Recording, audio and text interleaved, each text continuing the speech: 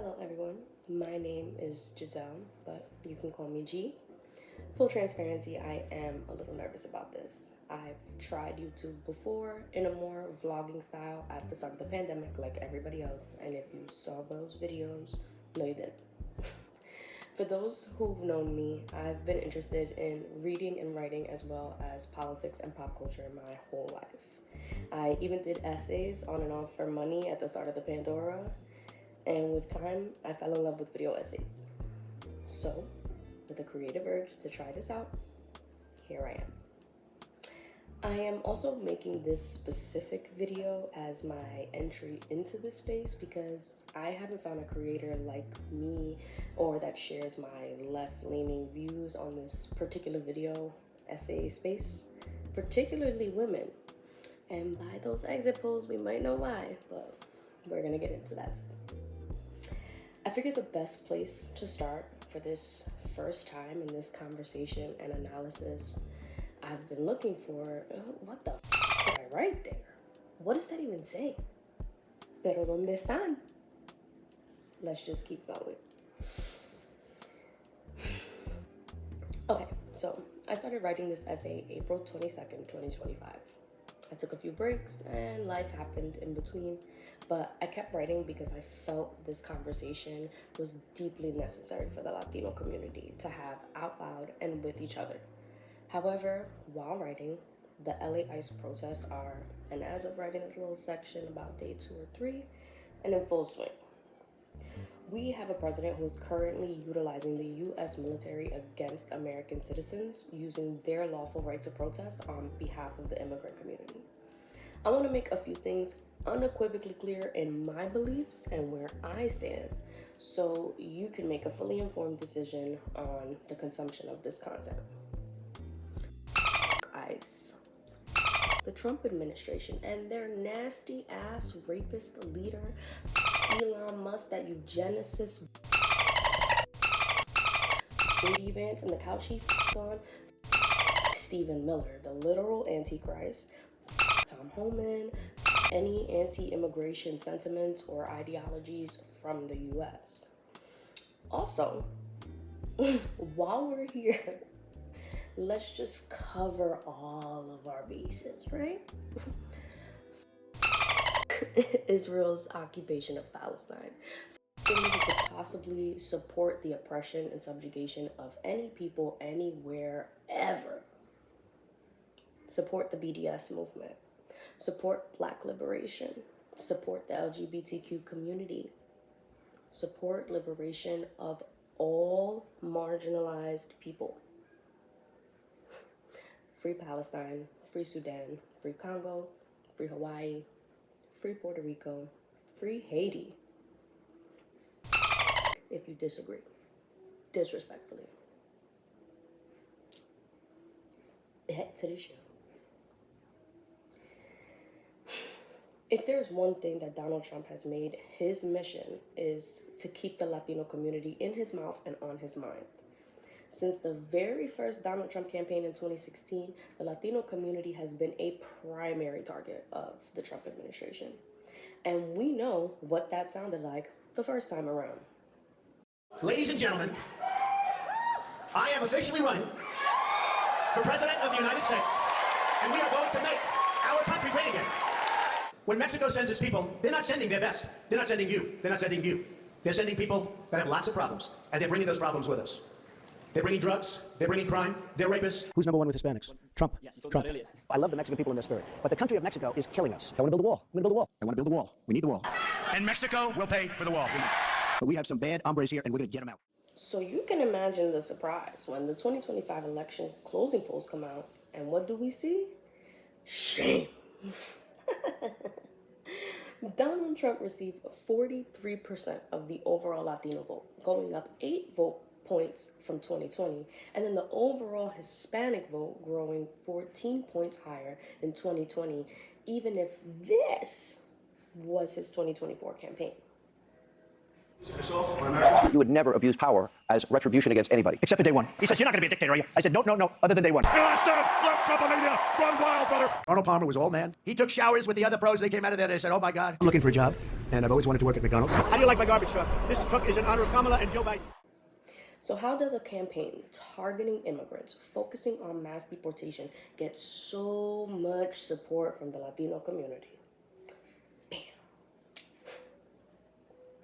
I mean, facts, but it's a bit more complicated. Let's start with stating the obvious. Mommy, papi, tia, abuela are not watching some long-ass YouTube video made by some 20-something New York City Dominican girl who only ever lived in America talk about issues within the Latino community and the Latino community at large. The problem is us. It's us deciding if we're going to be the generation that actually breaks free from the colonial oppressive concepts that have us in the predicament we're in right now. With everything happening in America today, it's important for us as a powerhouse community in the States with our own heritage and culture to identify and break these harmful norms, generational patterns, one at a time, and bring us closer to our own liberation. The easiest place to start is the most obvious and the most harmful.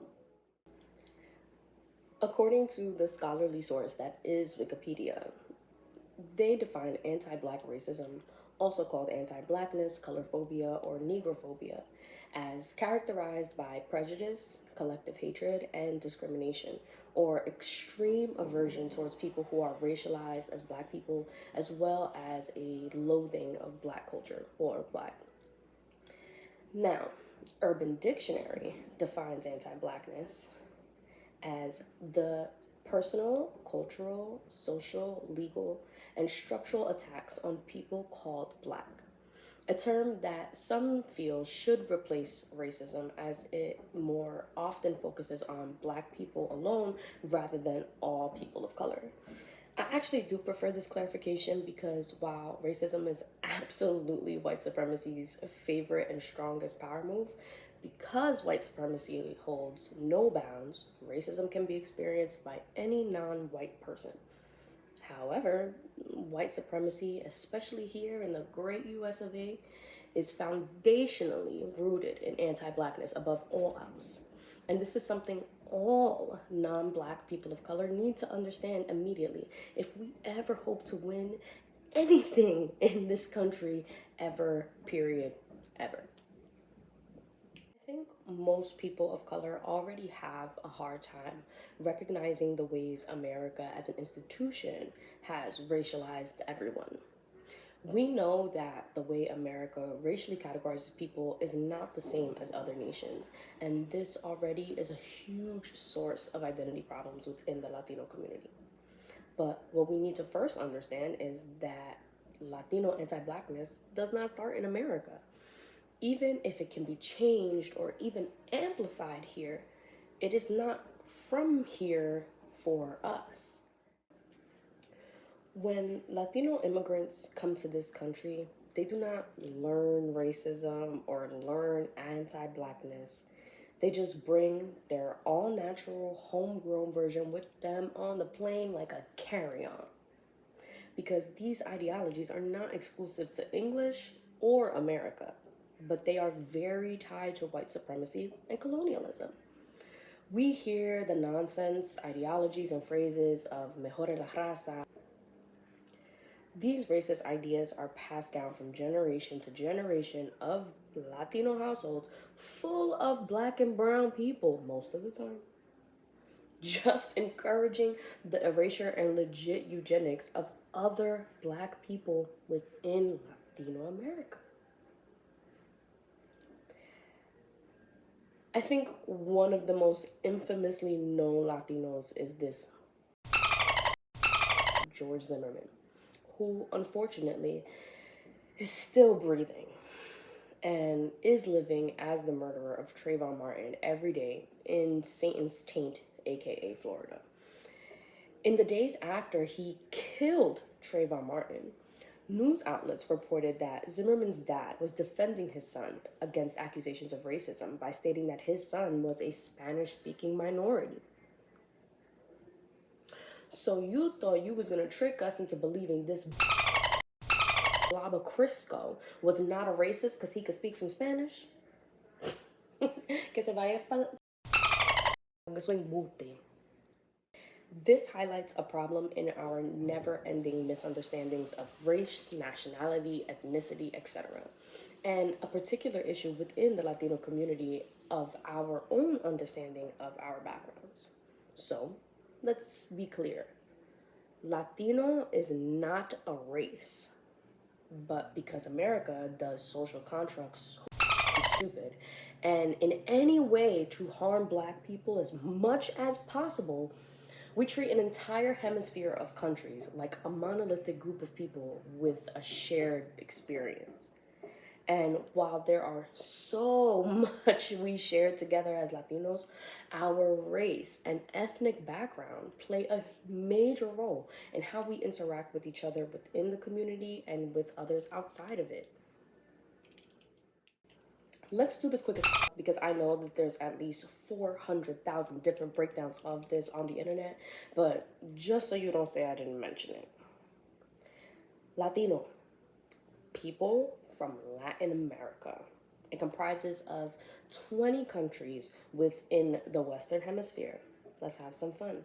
Argentina, Bolivia, Brazil, Chile, Colombia, Costa Rica, Cuba, Dominican Republic, Ecuador, El Salvador, Guatemala, Haiti, Honduras, Mexico, Nicaragua, Panama, Paraguay, Peru, Uruguay, and Venezuela. These countries are located in North, Central, and South America, as well as the Caribbean. I just wanted to specify the Western Hemisphere so that way y'all stupid can stop calling Rosalia a Latina. She is straight from the colonizers' as a white Spaniard woman. Anyway. Hispanic. People from a Spanish-speaking country.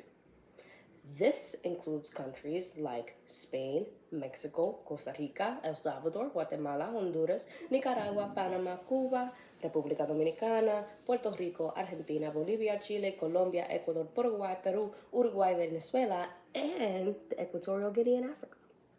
The more you know.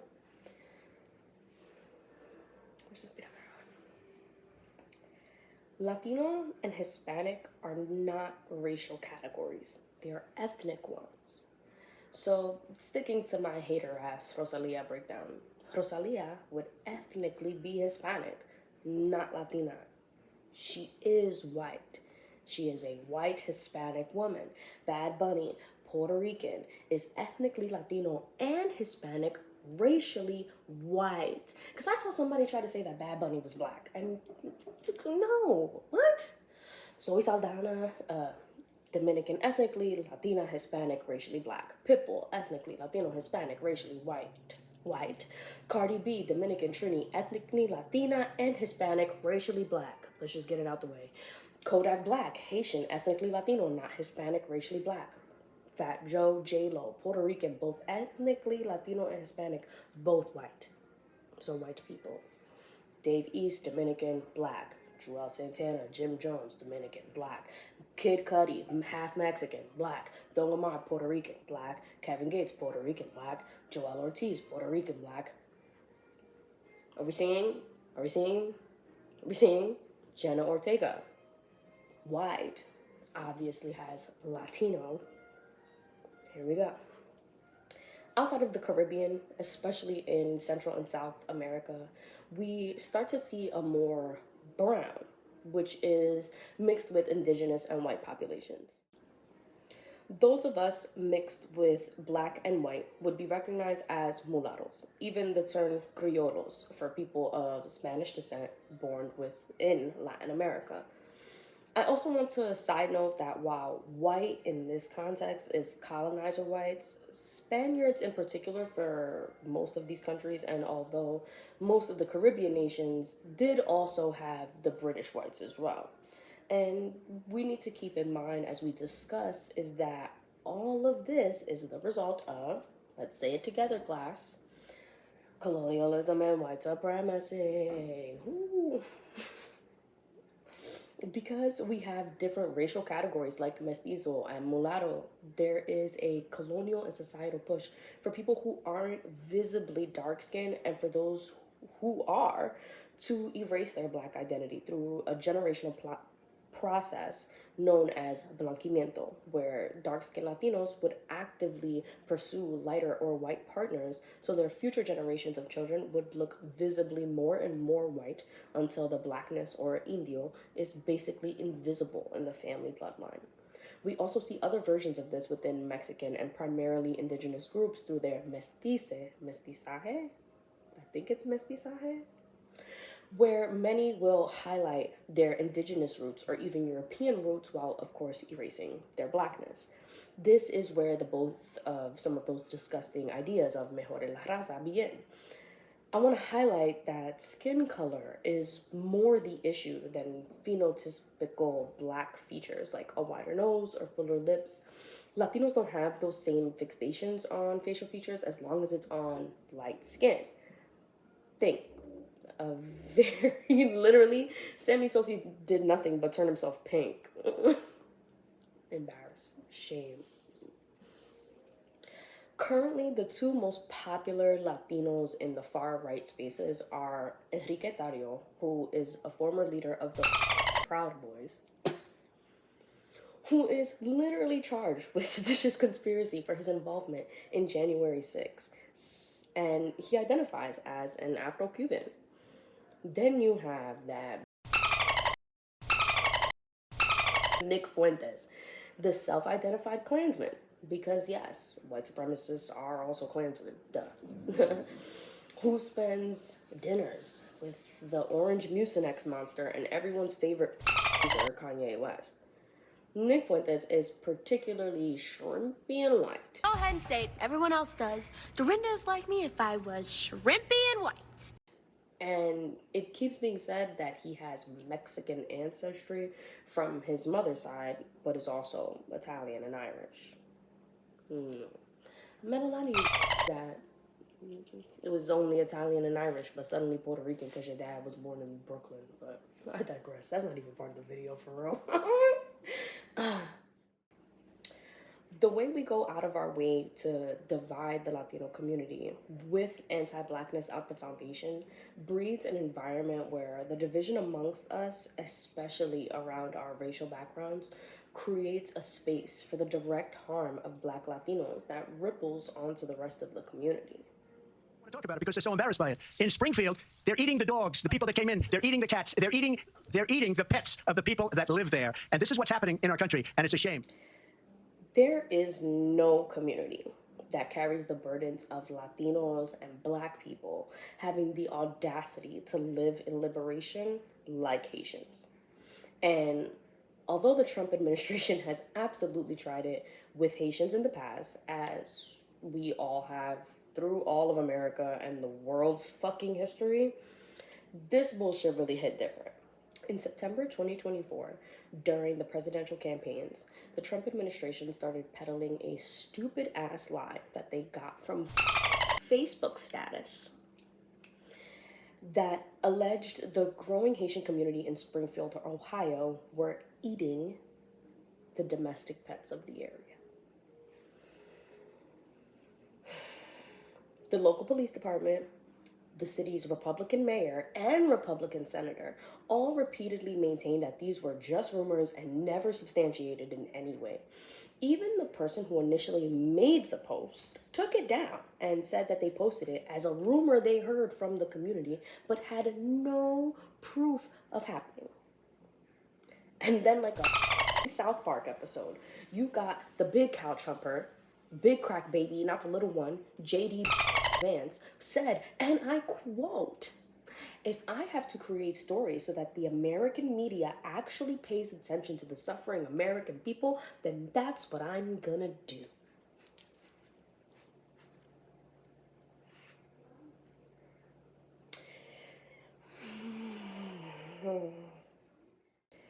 And because most Americans are stupid as not only did y'all believe them, you turned it into a meme.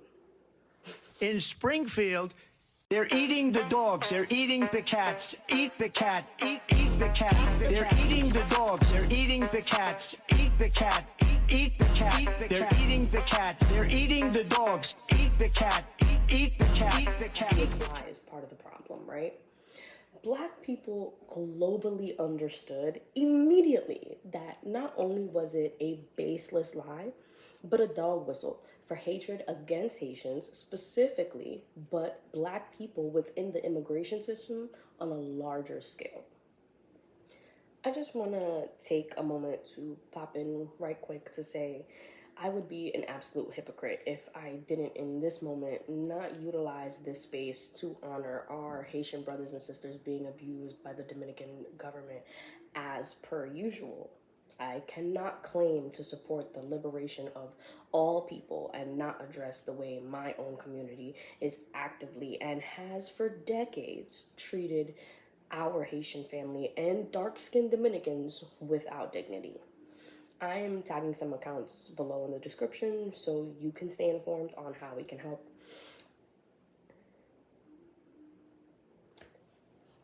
See how I can love my own culture and heritage and yet hold the country's government accountable for the atrocities it commits against another, more oppressed group?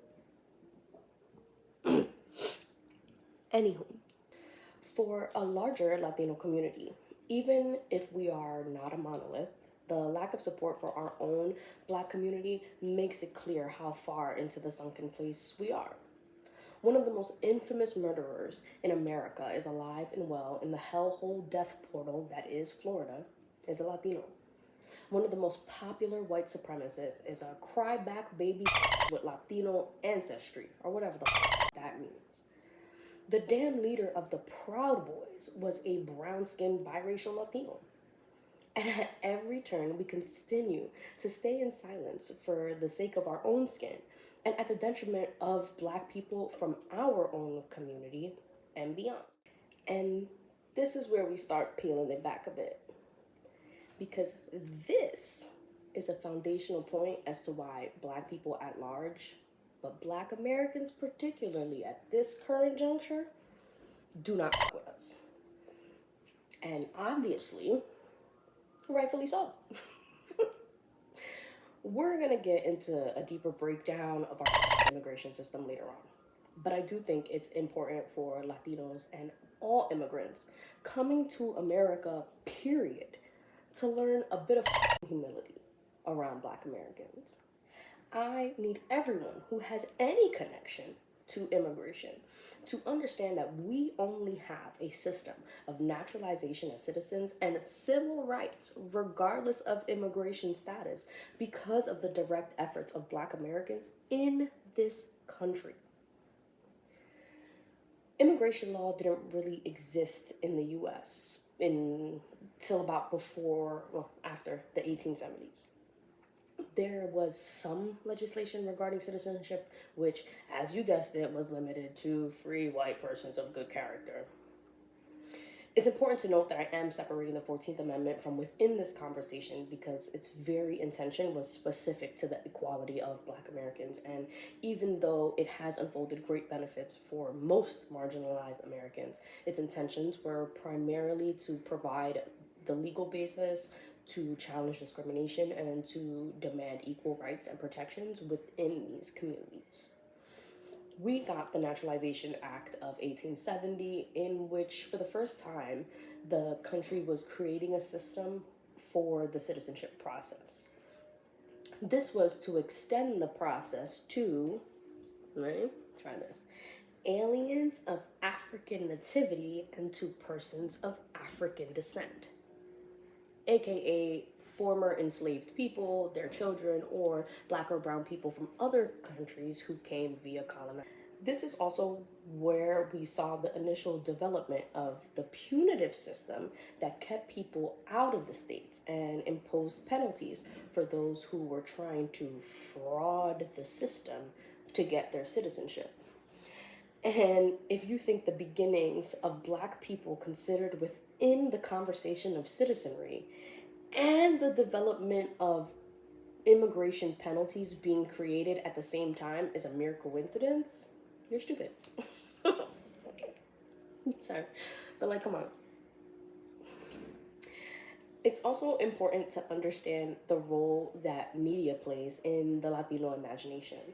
Networks like Univision and Telemundo have been perpetuating negative stereotypes of Black Americans for decades because propaganda is a multilingual.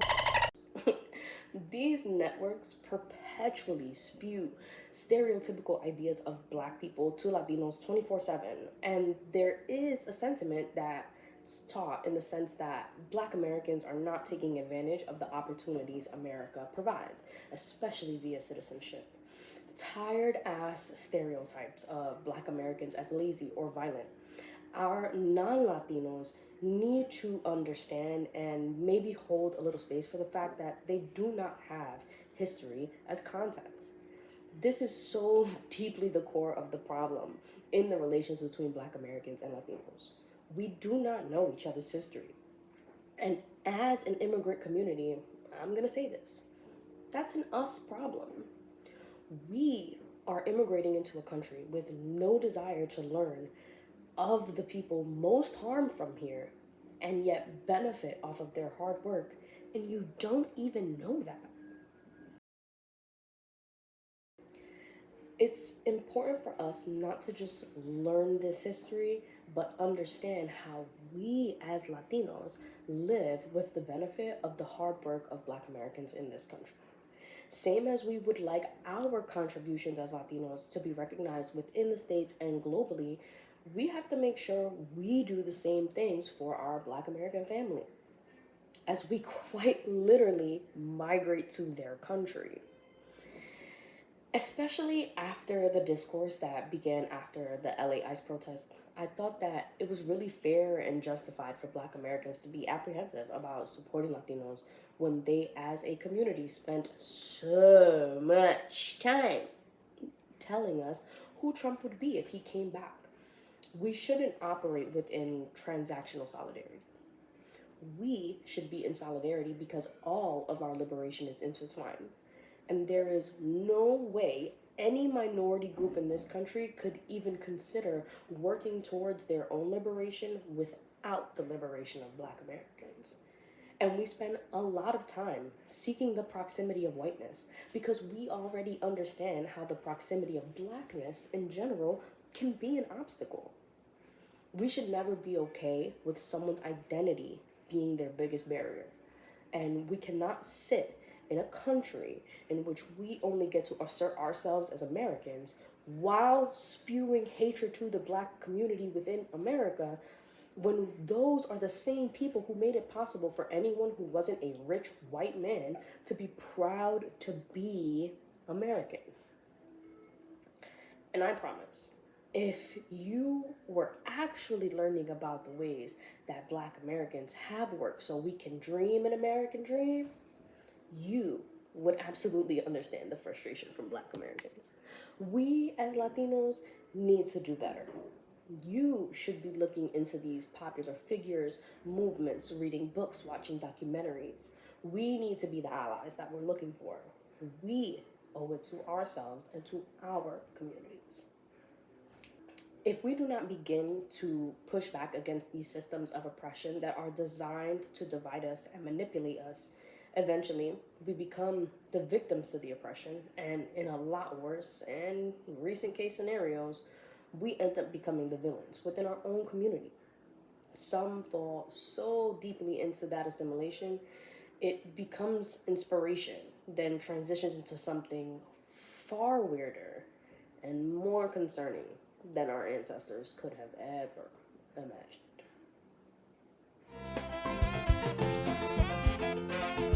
I will vote for Donald Trump.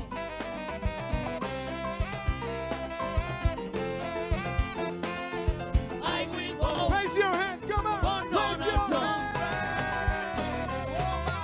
Dale cintura, cintura, cintura, cintura, cintura. I will vote. Helping Latinos in the U.S.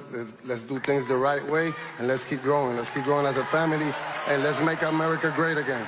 Necesitamos a Trump Let's make America great again. A lot of Latinos, we stand strong next to President Trump. Let's make America great again. Let's go. I'm just happy we in good hands. I know this 4 years is going to be one hell of a run. I know he's going to do a lot of great things for the whole Spanish community. Especially, we're going to make America great again. I'm glad I gave that vote to Mr. Trump, and me and Anuel AA are here supporting. Que viva Puerto. Recognizing that Latino is not a race is crucial to understanding why the groups of Latinos voting for Trump and why. We have our own white people. Y mira, no disrespect to the Cubanos, but y'all be on some super different shit. According to Pew Research Center, Cubans are far more likely than any other Hispanics to identify themselves as white when being asked about their race. In the 2024 census data, about 86% of Cubans said that they were white, compared with 60% among Mexicans, 53% among other Central and South Americans, and 50% among Puerto Ricans. In the census data, a third or more of Mexicans, Puerto Ricans, and other Hispanics chose some other race when considering this question, but among Cubans, only 8% chose some other race. We are also talking about the only Latino demographic that voted for Trump, over 50%. And their actual percentage was around 60% for Trump and 40% for Kamala Harris. Now, I'm not saying correlation is causation, but I do think that there is some correlation to the group of Latinos that so deeply relate and connect themselves to whiteness are also the ones voting for Trump in record numbers. Being fully transparent, I haven't spent nearly as much time around Cubans as other Latino groups, especially those in the Caribbean. So when I started reading Defectors by one of my favorite Latino journalists, Paola Ramos, she described almost not recognizing being other. As a Latina myself, it was kind of jarring. The day I got my acceptance letter from Barnard College, the big white envelope also included a welcome package for students of color. I was shocked to receive it. Who do they think I am? As a fair-skinned 17-year-old first-generation Latina born in Miami, where being Latino was the norm, most people I grew up with looked and sounded like me. We all spoke English with a slight accent, spoke Spanish at home with our families, and lived unself-consciously in the world as privileged white people. Unlike darker-skinned Latinos and Afro-Latinos in different parts of the country, many of us were never forced to question our racial and cultural identities. To suddenly feel othered, as Bernard's welcome package seemed to indicate, just made me want to assimilate more. It wasn't until I had stepped onto Bernard's campus in New York City that I realized the image I had of myself was different from the way America saw me. As a light-skinned Latina with a Cuban mom and a Mexican dad, I had never really thought of myself in racial terms. In Miami, I lived in a Latino bubble where both class and skin color privilege insulated me from my differences of mainstream America and distinguished me from other Miami Latinos, often marginalized from the community, such as Afro-Cubans. So to read this experience where Paola is coming to this realization of white America as a college student in New York City, and although we already know that supporting white supremacy is not limited to white people, when Paola describes this isolation for Cubanos in Florida, we hear the similar descriptions when of these budding white supremacists or some Republicans in general who grow up in small, insulated towns with very little diversity and a strong, small echo chamber of misinformation. Many Latinos have fallen into traps of white supremacy, diligently conforming, unknowingly or not, to a system that doesn't just discriminate against them, but also sees them as threats to the preservation of whiteness. Like white Americans, these Latinos now perceive that they have something to lose if immigration isn't more aggressively regulated. But unlike white Americans, they also have something to prove: their own belonging in America. Latinos with MAGA hats cheering on Trump are only doing it because they think if they abandon their culture and assimilate completely, they'll be fully accepted as Americans, when in reality, they will never be seen as anything but a brown person and will also be on the chopping block when the deportation gangs come to your little bubble. Who said that? I said that. I think it's important, before we get into this really hot topic, we come into the conversation with a similar foundational understanding. So we're going to have to do some quick definitions and some myth busting to get a better understanding of how our immigration system functions. 1. U.S. citizens born in the U.S. or meet requirements necessary to become a citizen after a 3 to 5 year period as a resident. They have full rights of citizenship, including the right to vote, hold office, live and work anywhere in the country, etc. 2. Permanent residents, aka green card holders. They are legally allowed to live and work permanently in the U.S. They can apply for citizenship after meeting some requirements. This status is usually obtained through family reunifications, employment-based visas, or similar pathways. 3. Non-immigrants. People who come to the U.S. for temporary periods, for a specific purpose like work, school, tourism. They have a visa and they must follow its conditions to avoid overstaying their visa. Individuals who are considered non-immigrants are legally living and working within the country temporarily. Think students on an F1 visa, fiancés on K1 visas, tourists, and others who are given temporary protective status. 4. Undocumented. Individuals residing within the U.S. without legal authorization. They may have limited rights and may face deportation. Undocumented immigrants are individuals who are in the country without permission, in which case they would be unable to live or work legally within the states. They also don't have access to the benefits accessible to residents, such as a driver's license or health insurance. Undocumented individuals face deportation at any time, even though being undocumented is not a crime. It's a civil violation, like jaywalking. Coming in or out of the country without authorization is a federal crime, but just being undocumented is not. Now that we have our baseline, we can actually start to debunk some of these ideas, right? Okay, ready? So, they need to come legally. My family came here legally. It's not hard, just do it the right way. Blah, blah, blah, me, me, blah, blah, blah, blah, blah, me, me, me. Thank you. They do, dumbass. In 2014, there were more than 43 million foreign-born people who were living in the U.S., and around 44% of them were naturalized U.S. citizens. That's more than 17 million people. Those who were not naturalized were either permanent residents, aka the green card holders, or undocumented.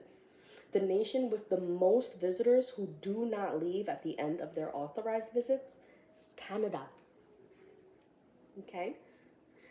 For about the first century of being America, we operated on an open immigration system that literally allowed any able-bodied immigrant into the country.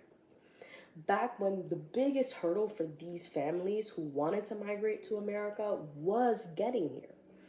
Obviously, that is nowhere near the immigration process that we have today.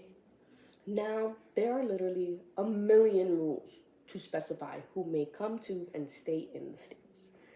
It is also almost impossible to actually get documentation to enter the U.S. as a resident, including but not limited to applying to immigrant visas, permanent residencies, and green card status, which are all different things with their own unique process and requirements. Most of y'all think that they don't have a birth certificate or a social. They're just illegal, and that's stupid. If your ancestors came between 1790 to around 1940, they most likely wouldn't be allowed into the US today under the current immigration policies that we have. Typically, people who are granted permission to either enter or stay in this country as documented immigrants are for people who are highly trained in a skill that is in high demand, has been already offered a job by a U.S. employer, are escaping political persecution, are joining close family, or won the green card lottery. I also just want to add that regardless of someone's manner of entry into this country, seeking asylum is a legal right and a cornerstone to U.S. and international law. For those who come through the southern border, approximately 92% were apprehended or turned themselves into border control to begin their asylum cases. Studies straight from the Pew Research Center says most immigrants, 77%, are in the country legally.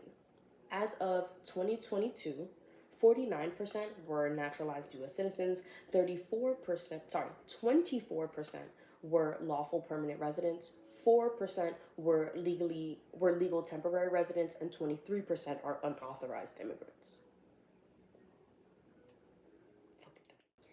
They're taking away the jobs from real Americans. Okay. Better and higher education and an aging population in America has resulted in a decrease in the number of workers who were born in the States who are willing or available to take low-paying jobs. In every industry and occupation, immigrants who are naturalized citizens and non-citizens are outnumbered by American-born workers. Duh. In 2014, the U.S. workforce included 8 million undocumented immigrants, which accounted for a whopping 5% of the entire workforce. Immigrants are only overrepresented in service, farming, and construction jobs.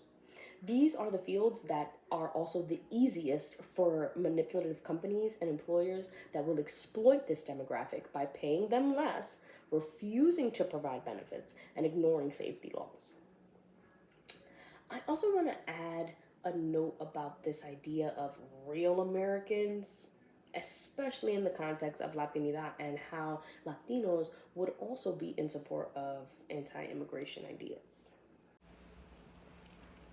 U.S.-born Latinos are more likely to face barriers to inclusion and belonging, constantly trying to prove that they are worthy of being considered real Americans. And a quest to fit into this country could be increasingly driving some Latinos towards extreme nativism, for there is nothing more nationalistic than making immigrants a sworn enemy of many white Americans, your enemy as well, especially if the enemy forces others to question your belonging. They're bringing drugs, they're bringing crime, they're rapists, and some, I assume, are good people. Y'all are so dumb, y'all have resorted to believing some of the biggest dummies. For some reason, when your Nona traveled to Ellis Island with your fake-ass mafia pop-pop, that's totally legit. Yet, let Jose come to the border to save his fucking kids from the cartel, which was only born in response to the war on drugs, so thanks, America. And y'all start plural clutching, like you gotta give him a room in your house. Get the out of here. Immigrants come to this country for the obvious reasons that we all know. Work, family, escape. I don't know how I can state this to emphasize that the stats show immigrants are less likely to commit serious crime or be behind bars than American-born people. The highest rates of immigration are associated with the lowest rates of violent crime. Okay? Sanctuary cities average 35.5 fewer crimes percentage-wise. This stays the same for immigrants regardless of their document status, country of origin, or level of education. foreign-born people in the states, whether they are naturalized citizens, permanent residents, or undocumented, are incarcerated at a much lower rate than native-born Americans. Compared to U.S. citizens, undocumented immigrants are found 25% less likely to be convicted of a homicide, and roughly 50% less likely to be arrested of any violent crime. The Texas Department of Safety's own records show that undocumented immigrants are less likely to commit crimes than native-born Americans. According to UNICEF, most U.S. domestic trafficking victims are in fact U.S. citizens rather than undocumented immigrants. And according to the U.S. Customs and Border Protection, the majority of fentanyl that is crossing the southern border is being smuggled through official ports of entry by U.S. citizens. And while we're here, let's debunk this one too. Latinos majority voted for Trump. No. Oh, my nose itch. No. That's just straight up not true. No. Overall, Kamala Harris received 56% of the Latino vote, while Trump received the remaining 44%. What is concerning, regardless, is that this is the lowest support Latinos have ever shown to the Democratic candidate. This is important to note when just 4 years prior, Joe Biden What's up, baby? Take me out to dinner. Hey, yo! won a whopping 66% of the same voting bloc, with Trump only at 32. The only states where Trump won the majority of the Latino vote were Texas and hell. I'm sorry, I meant hell. I'm talking about Florida, obviously. Stop it. Get some help. Very literally, if every single Latino voted for Kamala Harris in the 2024 elections, the end results do not change. It's important for us as Latinos to understand the fallacies within these myths that were created as tools against our immigrant communities and many others. Although Latinos made to be the face of immigration, we're not the only immigrants coming here. For most of the 2010s, more Asians than Hispanics came into the country every year. I just want to wrap this section to say, for real, no one is illegal on stolen land. And if you think in big old 2025 that immigrants are in any way harmful to your existence, you can still try that bleach thing your president mentioned during COVID, just in case. So, we already went over how anti-Blackness plays a role in the Latino psyche, so I won't beat that dead horse. And just to be clear, one of the reasons particularly for the outcome of the most recent election is obviously anti-Blackness and racism within the Latino community, and then anti-Blackness and racism as an American value that it is on a grander scale. However, there is another ideology that might have been playing a larger role in these election exit polls, specifically for Latinos.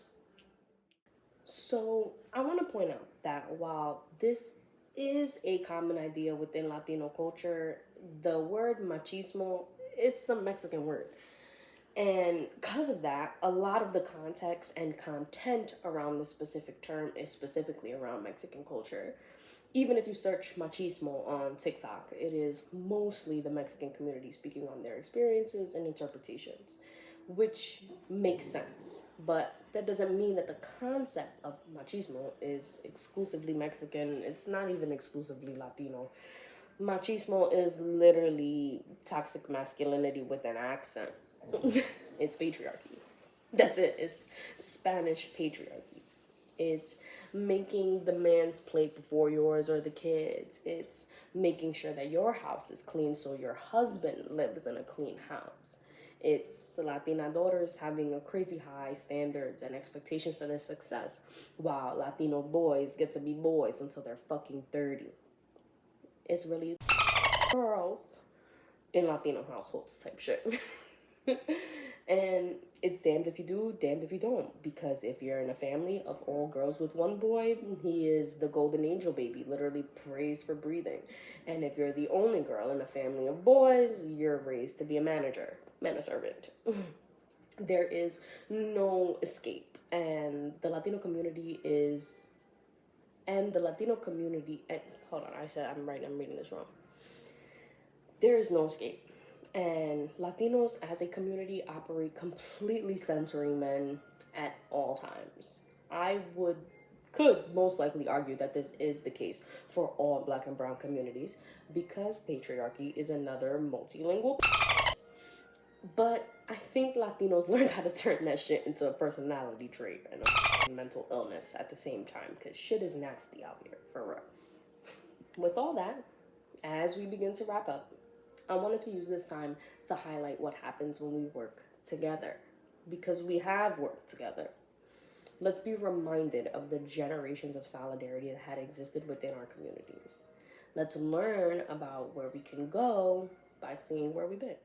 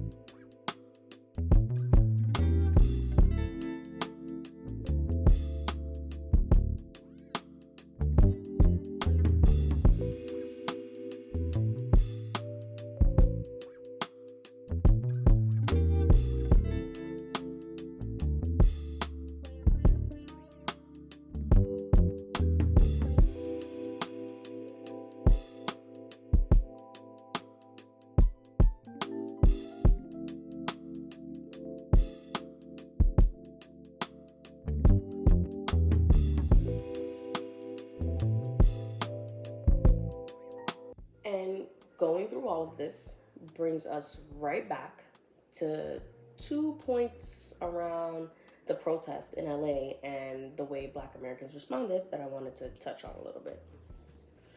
Latinos, we cannot come with our hands out when we haven't done the internal work to make sure our Black family within and outside of our own community are good, are safe, respected, appreciated, loved, honored, all that good stuff. Because it's deserved. For my Black family and Black Americans in particular, it's important to consider how white supremacy utilizes different tools within its colonialist and capitalist tool belt to nations outside of America. Consider what the journey of anti-Blackness in America would look like without civil rights era, without Martin Luther King, Malcolm X, Assata, Angela, Huey, Fred Hampton, Frederick Douglass, Harriet Tubman. Rather, nations who instead got terroristic U.S. intervention, wars, third world poverty, limited access to information, food, dictatorship, hunger. I want to make clear that none of these things are excuses to harm, but context. That in the exchange of our history and knowledge will begin to connect us in real time.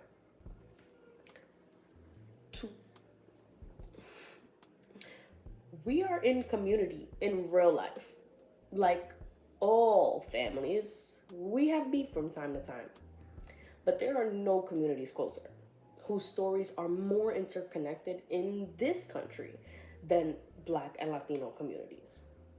A lot of the time, we get lost in the online yap of it all, but I'm a real person who outside in real life has grown up in New York City my whole life, who has always lived in community with Black Americans, Latinos, Africans, Asians. And the protests in LA remind us of this. People from all races have gone and showed up and showed out for the immigrant community in LA. So, now what?